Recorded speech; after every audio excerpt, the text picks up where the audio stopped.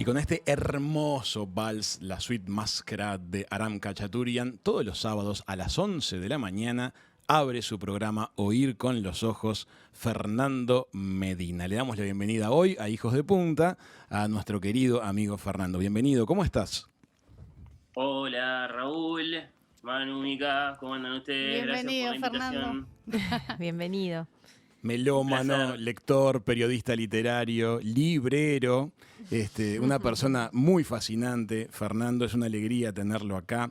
Mucho para conversar. Les invitamos a todos los que nos están escuchando a que conozcan Oír con los Ojos a través de Radio Mundo 1170 para todo Uruguay, los sábados a las 11 de la mañana. Un programa de radio delicioso que toca todos los temas más fascinantes, siempre con una mirada de altísima calidad. Te quiero preguntar un montón de cosas. Primero, ¿cómo surge, Fernando, ese nombre tan atractivo? Ay, sí. Oír con los Ojos. Contanos la historia, las referencias. ¿De dónde viene el asunto de Oír con los Ojos? Bueno, ese nombre es el nombre de una terquedad mía muy anterior al programa de radio. Yo sabía que quería tener un programa de radio y ya le había puesto ese nombre, andaba con él. Lo tomé de un soneto de Francisco de Quevedo, una pieza eterna del siglo de oro español, en la que está dicho para siempre ¿qué es leer? ¿Qué es leer? Quevedo escribe: retirado en la paz de estos desiertos, con pocos pero doctos libros juntos, vivo en conversación con los difuntos y escucho con mis ojos a los muertos. Qué hermoso. Por supuesto, a propósito de leer a los grandes clásicos, ¿no? Que para Quevedo eran los grandes autores de Grecia y de Roma, por eso los difuntos. Pero sobre todo es otro, ¿no? Escuchar con los ojos, oír con los ojos, eso es leer. Sí. Y bueno, esa expresión iba a ser el nombre de mi programa si yo lo tenía alguna vez. Y bueno. Y como todo Lo llega. sucedió, lo Ahí lo manifestaste. tiene. Sí. Pero qué interesante ese puente que se establece, ¿no? Cuando escuchamos gente muerta, escuchamos gente que ya no está entre nosotros, escuchamos gente a la que no conocemos, gente que de pronto nunca conoceremos. Sí. Pero de alguna manera estamos recibiendo sus ideas, sus mensajes a través de distancias, periodos de la historia. Totalmente. Y nos podemos emocionar siempre. Me gustaría que hablemos también acerca de lo que has dado a contar muchas veces como el camino del libro, el proceso que tiene un libro, desde que alguien lo escribe hasta que llega a nuestros ojos. ¿Quiénes están en el medio, en el camino de un libro? Bueno, eso no solo es muy fascinante, sino que creo que cada vez más ocupa un lugar importante en nuestras conciencias como lectores o como personas curiosas de la cultura. Después, a lo mejor de un periodo extenso, de mucha mirada romántica, a propósito de los libros y la lectura, lo cierto es que el modo en que nos rodeamos de libros, la presencia de los libros en nuestra vida, tiene mucho que ver con la circulación de la palabra escrita a través de sus distintos soportes, con el comercio del libro, de manera muy, muy concreta, y eso significa muchas personas trabajando en distintas cosas. Es un camino largo, cada vez más largo, es más largo ahora que nunca. ¿Por qué? Porque hubo un tiempo en que había el señor Gutenberg o sus asociados que tenían la máquina. De pronto había una persona más ahí que era la que decía, bueno, esta es la obra que necesitamos, pero se la imprimía y se la comercializaba. Entonces, bueno, había 2 o 3 personas en el proceso de la hechura, de la realización de un libro. De pronto capaz que intervenía un calígrafo, un ilustrador, un encuadernador, ¿no? Pero bueno, esa cadena se va alargando, va sumando eslabones. Y ya en el siglo XVIII, por ejemplo, si bien los libreros seguían siendo las personas que comercializaban los libros, ¿no? Que tenían trato directo con los lectores, seguían siendo muy, muy importantes, muy centrales en ese comercio, en esa industria, en esa economía. Ya aparecen otros roles que se van pareciendo de a poquito a lo que después vamos a llamar, por ejemplo, un editor, ¿no? Es una persona que intermedia entre autores y lectores, ¿no? Que toma la decisión por sí o por no acerca de si un texto se va a convertir en un libro, si un manuscrito se va a convertir o no en un libro físico del que se van a imprimir muchas copias y va a circular. Un por rol las que se vuelve librerías. fundamental Entonces, más adelante. claro, por supuesto. El editor es muy importante y en el amanecer del siglo XX de a poco empieza a cobrar una importancia, diría ya, absolutamente determinante, ¿no? Para la formación de la industria del libro y entonces ya para el dibujo que va a tener la presencia de los libros en la cultura. Pero no termina ahí porque, bueno, con el crecimiento de la industria editorial, que ha sido muy vertiginoso a lo largo de todo el siglo pasado, las editoriales son cada vez más grandes, publican cada vez más libros, trabajan cada vez con más autores y con más proyectos.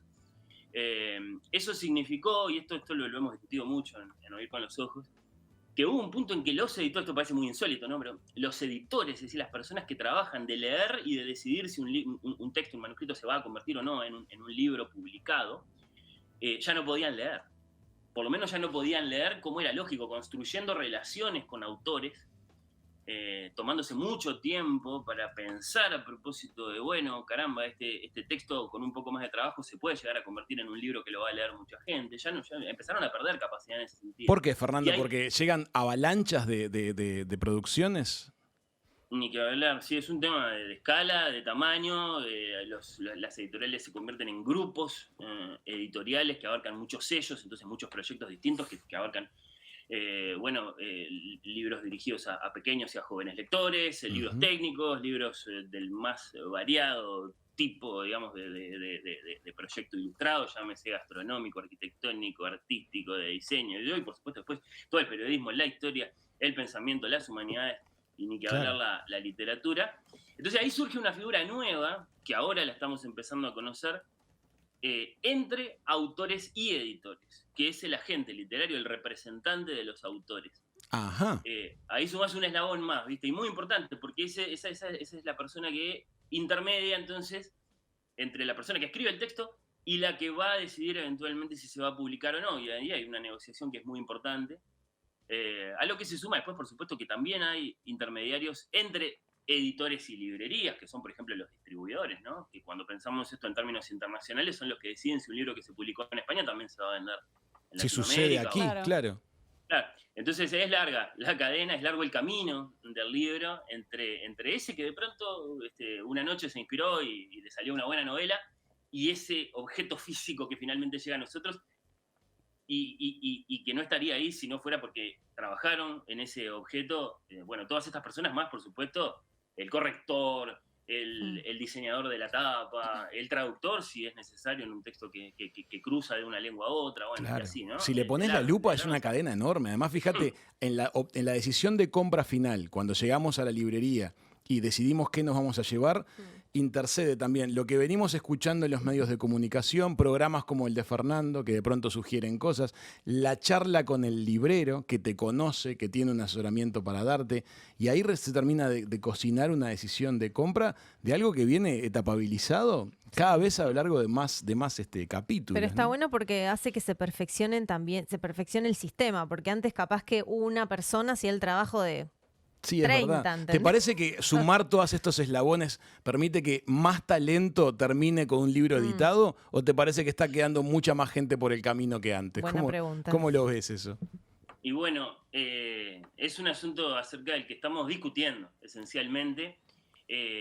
La realidad es que nunca, es muy vertiginoso pensarlo, nunca hubo sobre el mundo tantos libros impresos, ¿no? Nunca hubo tantos libros como ahora. Volúmenes, claro, pensemos la capacidad que tenía, no sé, Aldo Manuzzi, un editor legendario en Venecia a comienzos del siglo XVI, ¿no? Se imprimían puñados de libros, claro, ¿no? Claro. Porque era lo que permitían las máquinas. Hoy, según la UNESCO, estamos algo así como en 2.2 millones de libros nuevos por año, Wow. pesando sobre el mundo, pesando Muchísimo. físicamente Una sobre el mundo. superpoblación de libros. Sí, claro. Nunca está de más. Pensemos Lo que, así. a su vez, No, por obvio. supuesto, lo que a su vez, por supuesto, significa que muchos libros se destruyan, ¿no? Sí, eso también hay que pensarlo. Hay canales de salida para todo ese papel. toda esa tinta. Y bueno, no sé, lo seguro es que cuando pensamos todo esto, ¿no? Pensamos en la importancia de la circulación de la escritura en distintos soportes, empieza a cambiar la idea que tenemos de qué es un libro y de qué es un autor, ¿no? Cómo está hecho eso que tenemos en nuestras manos y que de pronto nos apasiona, empieza de a poquito a cambiar, a enriquecerse, a complicarse y a dejarnos bastante inquietos, creo, ¿no? Respecto de bueno, ¿qué es esto de leer? Acabas de mencionar algo que me parece muy, muy interesante. Nos apasiona, dijiste. ¿Cuáles te parece que son los elementos que hacen que un texto, algo que alguien de alguna manera quiso poner en palabras, pueda despertar eso en los humanos? ¿Qué nos lleva a querer leer? Bueno, a lo largo del tiempo se han intentado definiciones, ¿no? ¿Por qué leemos? ¿Para qué leemos? Y hay grandes tradiciones, ¿no? Las primeras, más estrictamente educativas, ¿no? Primero la alfabetización, aprender a leer ya es una cosa en sí. Uh-huh. Y después, en todo caso, asimilar un texto. Y por supuesto, tenemos siglos y siglos de historia de solo leer en voz alta. Hubo un momento muy señalado en que la humanidad empezó a leer en silencio, lo cual también es un hecho. ¿Cuándo fue eso, Fernando? Y bueno, lo que cuentan los historiadores del libro es que fue San Ambrosio, Uh-huh. entrando en la Edad Media, que un día lo vio a su maestro, que era San Agustín, asomado a un libro abierto y de algún modo absorbiendo lo que estaba escrito en ese libro, pero de un modo absolutamente inexplicable. Los labios no se movían, dice San Ambrosio. El sentido penetraba los ojos, pero los labios no se movían. Bueno, lo que estaba haciendo era leer en silencio, eso tan natural para nosotros, ¿no? Leer, no en voz alta, sino dejando que el libro hable a través de los ojos, como venimos jugando a decir. Luego, en algún punto, esto se corresponde sobre todo con la Ilustración, siglo XVIII, por ahí alguien dijo, bueno, no, pero es instruirse, leer, pero también es placer, ¿no? Lo que hacemos es, al tiempo que estamos aprendiendo algo, nos estamos instruyendo en algún sentido, también estamos obteniendo alguna clase de deleite. Uh-huh. Y bueno, y así, en algún punto alguien dijo, no, leer es sobre todo entretenerse, porque si uno no se está entreteniendo no logra aprender nada, no logra asimilar nada, bueno, y así. Yo lo que respondería, dejando abierto esto a que cada uno se lo pregunte a sí mismo, ¿no? Porque me lo he preguntado yo a mí mismo muchas veces, es lo que siento de un modo muy, muy personal.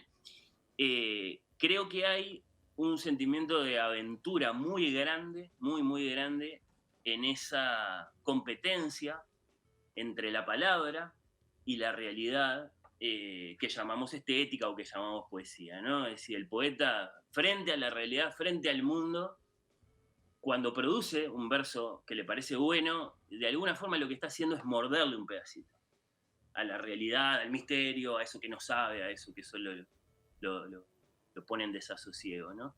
Y el lector acompaña esa aventura. Acá está pasando algo. O sea, acá hay una promesa de algo, de alguna clase de descubrimiento, de nuestra parte a través de la palabra, que es lo único que tenemos en definitiva, con todo esto que nos rodea, que está esta representación inmensa que nos rodea y de la que en definitiva no sabemos nada, ¿no? Algo de eso hay, algo de esa aventura, de esa competencia contra la realidad a través de la palabra escrita o hablada, porque la poesía también se canta y se recita, evidentemente nos moviliza a seguir leyendo, ¿no? Es un campo que está muy rodeado de misterios, sin lugar a duda. Y en tu programa se manifiesta mucho otro campo que también es capaz de provocar en nosotros emociones y sensaciones en forma inmaterial, que es la música. Tú tenés una faceta melómana, una faceta de conocimiento musical muy particular y tremendamente disfrutable. Y te quiero preguntar si en tu individualidad, si cuando estás en tu casa solo, ¿tú combinás las dos cosas? ¿Lees escuchando música o te tomás el tiempo para escuchar música sin leer? No se pueden combinar. Yo no puedo leer y escuchar música. No se puede. No, porque escuchar música también es leer, de alguna forma. A eso vamos. Sí. ¿Qué pasa cuando escuchamos música? Se construyen mundos también al escuchar música. Más misterioso todavía, porque el tono, a diferencia de la palabra, no está articulado, ¿no? Es decir, la palabra, mal o bien, suficiente o insuficientemente, bueno, por empezar la compartimos, ¿no? Más o menos estamos de acuerdo en que si yo digo blanco o blancura y vos me escuchás, los dos estamos pensando en el mismo modelo, ¿no? Está lo blanco, está la blancura y están las cosas blancas, más o menos nos pusimos de acuerdo. Los malentendidos están a la vuelta de la esquina de todos modos, pero hay un principio de acuerdo que es el que permite la existencia de los idiomas, ¿no? Correcto. La música, en cambio, no es así. La música, el tono con el que se construye la música, no significa nada. Por lo menos no significa nada de un modo concreto y compartido, ¿no? Es decir, convencional. Entonces, lo que sea que la música dice, si vamos a usar ese lenguaje, nunca lo determinamos del todo. Pero algo pasa, ¿no? Es decir, algo pasa cuando un compositor logra un pasaje o una composición completa que parece tener vida propia, ¿no? Que esa parece ser la primera emoción de la música, cuando una música parece inevitable. El mundo sería inimaginable si esta música no existiera. Pero es distinto, ¿no? Decíamos, el poeta se asoma, el poeta mira y de alguna forma le responde o le muerde una parte. El compositor parece cerrar los ojos, ¿no? Parece tratar como de trabajar por fuera de la realidad, o le llega por el otro lado y la sorprende a la realidad. Es mucho más incierto y a lo mejor, no sé, a lo mejor en un punto más prometedor y más emocionante también, ¿no? Cuando hablamos de, bueno, sí, de Beethoven o de Gustav Mahler, que parecen haber descifrado algo, ellos allá en su interioridad, en sus mentes, y en algún punto algo compartieron con nosotros. Nunca sabremos muy bien qué, ni el mapa de qué tesoro es eso que nos están revelando, pero alguna clase de promesa hay. Hay una figura en ese juego que es una persona que me da mucha intriga siempre, que son los directores de orquesta. Son los que están más cerca de una especie de texto musical, pero sin embargo hacen sonar a una orquesta a su modo. Y Fernando ha tenido ocasión de entrevistar a muchos directores de orquesta. ¿Qué sensaciones te provoca la charla con los directores de orquesta acerca de esto que estamos hablando, Fernando? Y bueno, es extraordinariamente interesante. Los directores han sido a lo largo de mucho tiempo los grandes protagonistas del mundo de la música, sobre todo, por supuesto, cuando hablamos de las composiciones grandes y para grandes orquestas, o orquestas, coros, también las óperas, ¿no? Y los ballets. Son los que tienen frente a sí las partituras completas de las obras, y con todas las voces, no solo la partitura que tiene el violinista o que tiene el primer clarinete o que tiene el contrabajista o allá atrás en las filas de percusión, sino toda la obra. Él tiene que tener una visión de conjunto de la obra y luego tiene que persuadir a los músicos de que la van a interpretar con determinados tiempos o con determinados volúmenes, en un pasaje así, en otro pasaje de otro modo. Es un desafío enorme, enorme, enorme, que para los que no somos músicos resulta, bueno, enigmático finalmente, y hay mucho para preguntarles cuando están, bueno, muy metidos en una obra que van a interpretar. Por ejemplo, esa noche los he entrevistado en previas de performances. Debe ser como una especie de trance, ¿no? Porque yo creo que no puedes estar en otro lugar que no sea metido ahí adentro. Debe ser brutal. Sí, te dicen eso, sí. Te dicen, ahora se viene una película muy interesante que creo que va a ser muy, muy atractiva para los melómanos, que es Maestro, que va a contar un pedacito de la vida de Leonard Bernstein, uno de los grandes directores de todos los tiempos. Hay un actor ahí, Bradley Cooper, que se metió muy, muy, muy, muy, muy en profundidad en esa figura, y bueno, y Bernstein es uno de los que usaba esa exacta palabra, por eso pensé en él, el trance. Dice, cuando vos estás ahí con la música del humor en tus manos, como si vos la construyeras en el aire, claro. Estás en trance. Y es curioso, ¿no? Porque el director es el único que no está, de hecho, tocando un instrumento, pero claro, de algún modo los está tocando todos. Es que una orquesta, de pronto, dirigida por una persona y dirigida por otra, se nota que hay una impronta. Y vos no sabés por qué, porque estás hablando de todos tienen la misma partitura, son todos ejecutantes magníficos, pero los directores logran algo que tal vez sea algo medio inmaterial. Por otro lado, Raúl, porque esta discusión tiene como capas y vos podés bajar por una escalera o por otra, hay el que piensa, bueno, habría que ver qué hubiera pasado si no hubiera aparecido esa figura del maestro, ¿no? Del director Dios que se para un escalón por encima de todos los músicos con su palito, ¿no? Autoritario y le dice a los músicos, vamos a tocar de un modo, vamos a tocar de otro. Hay el que dice, es un fenómeno artístico, sí, pero también es sociológico. Porque el público desde la platea espera la figura del director y siente que el director es la gran autoridad en materia de interpretación. Y un poco será verdad desde el punto de vista así de que la obra suena de un modo o suena de otro según las decisiones que toma el director. Y otro poco eso está en la imaginación, ¿no? Y si los músicos estuvieran solos, la obra la escucharíamos igual, y bueno, y habría que ver qué pasa. Entonces, hay la historia y hay la contrahistoria. ¿No se ha experimentado eso? Y la música es muy grande. Claro, porque cada músico podría leer su partitura y podría andar. Mirarse entre ellos, como una banda de rock. Claro, decir 1, 2, 3, dale. Y sí. Claro que hay experiencias. El año pasado, a lo mejor algunos oyentes de Radio Mundo se acuerdan, conversamos con María Julia Camaño, caramba, que la despedimos este año, hace poquito, la histórica presidenta del Centro Cultural de Música, a propósito de Joshua Bell, que es un gran violinista neoyorquino. Nos visitó. Que dirige la orquesta desde el primer violín.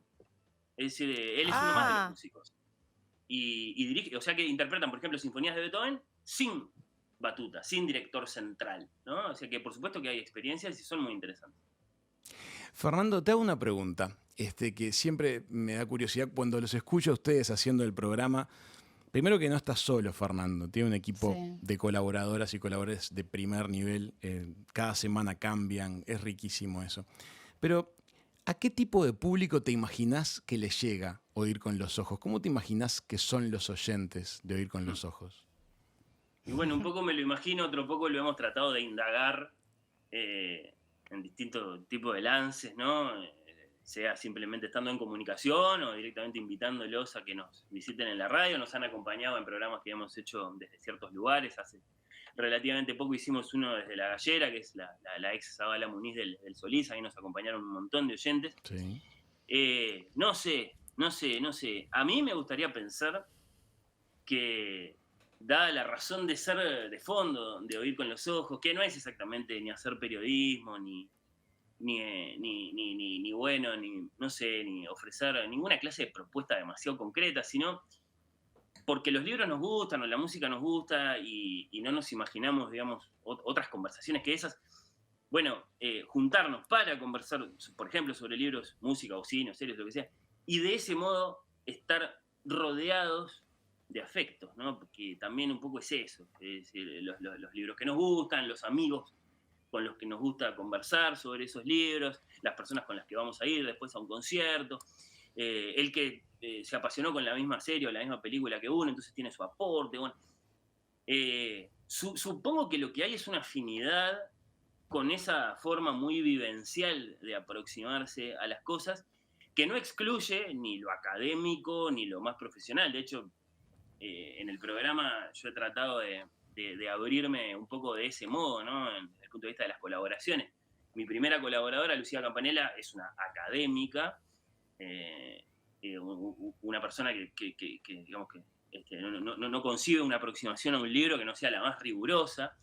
Pero la segunda ya fue Natalia Mardero, que es una escritora, es una persona que vive el mundo de los libros desde adentro. Y bueno, y después hemos sumado algún periodista cultural como Emanuel Bremerman o Majo Borges, que añaden otra mirada más, otra sensibilidad más. Y bueno, algo en común tenemos entre todos que capaz que no lo sabemos definir muy bien y nos gustaría pensar, a mí me gusta pensarlo, soñarlo un poco, que ese algo es lo que compartimos con la audiencia, esa forma de aproximarse a las cosas y esa en última instancia, esa forma de rodearse de afecto, como te decía. Para mí es como una forma de percibir el mundo que compartís. No sé si... Me gusta. ¿No? Ojalá. Ay, me puse poética. Sí. Es así, no, es pero una digo, mirada es una sensible, mirada, ¿viste? claro. Es un tipo de mirada sobre las cosas que no pasa con todo el mundo que compartís lo mismo. Y no está bien ni está mal. Pero cuando te juntás con gente que ve la vida como vos, es como que hay algo que pasa que no tiene como mucha explicación, pero... que no sé, uno se te das cuenta cuando el otro es sensible, eso. te das cuenta y no sabes ni en qué va porque a veces ni hablaste. Totalmente. Pero ya te das cuenta, no sé, es en la forma en que parpadea. y algo pasa. Lo olés. Algo pasa que provoca que te das cuenta si la persona tendría o no inquietudes sensibles y le errás poco. A veces hay errores. Sí, hay margen pero de le error, raspo. pero bueno. Y nos peleamos mucho también, como se pelearán ustedes, ¿no? Sí. Y bueno, pero es obvio. que parte de la pasión, si le ponemos cariño a lo que hacemos, aparece puede aparecer el chisporroteo. Porque si todos nos importa cero, Sí. a nadie discute con nadie, pero justamente cuando las cosas te importan, te apasionan, te interesan y te parece que pueden tener una trascendencia, es que estás dispuesto a dar tu palabra por ella. No, y aparte uno se abre también a escuchar la mirada del otro. Cuando sabés que hay un 100%. montón de cosas que compartís, es como que parás la oreja y decís, bueno, a ver, y uno se abre también a veces a cambiar un poco la mirada. Uno a veces comparte sensibilidad y está dispuesto a escuchar puntos de vista absolutamente dispares al tuyo. Basto con que el puente que nos comunique sea que somos sensibles. Y ya me basta. Tiene que gustar de alguna forma, ¿no? Que de eso también se trata, se tratará para ustedes, creo, se trata para nosotros, que lo que hacemos es radio, con pantalla o sin pantalla, pero radio, y más allá de si el que está escuchando, bueno, está interesado materialmente en eso que se está diciendo, en tomar una información, una referencia, un elemento a propósito de un asunto, las voces que están hablando le tienen que caer bien. Si de alguna forma le tienen que caer bien, y por eso les presta atención y por eso se acompaña con esas voces. Y tal vez ahí haya mucho más en juego que en la calidad de la discusión, que tiene sus altibajos. Un día nos salió fenomenal la conversación y realmente aportamos mucho, y otro día Sí. le erramos en todo lo que dijimos, y bueno, y la gente no nos deja de escuchar porque también está eso otro, ¿no? Es que los humanos somos así. Sí, no, Está bien que sea así. Y es natural también que pase. Por eso la gente se identifica con eso. Es como en la vida. Uno no siempre hace las cosas bien. Sí, pero puede querer hacerlas bien. aunque También. salgan pésimas. Pero eso se nota. También se nota. Exacto, se nota. Totalmente. Fernando, siempre es un placer charlar contigo, pero poder hacerlo al aire es un privilegio. Así que muchísimas gracias por este ratito que nos dedicaste hoy a Hijos de Punta, a este otro proyecto que también tiene mucho de quijotada romántica. Un gran gusto, Raúl, Manu y Mica, estar acá con ustedes. Lo hemos hablado, Raúl, Hijos de Punta, más allá de que sale en Punta del Este de tarde, sale en Radio Mundo de noche, y entonces, bueno, somos vecinos, compartimos emisora, y a mí me encantan estos cruzamientos, estas presencias de las voces de un programa en otro. Trato de estimularlas y estar ahí lo más posible, porque más allá de que cada uno tiene su programa, esta convivencia activa también es parte, ¿no?, de la felicidad de hacer radio. Así que el agradecido soy yo totalmente. Les mando un gran abrazo. Gracias. Amigas, amigos, librero, melómano, persona sensible, Fernando Medina pasó por la mesa de Hijos de Punta. Ya venimos con más.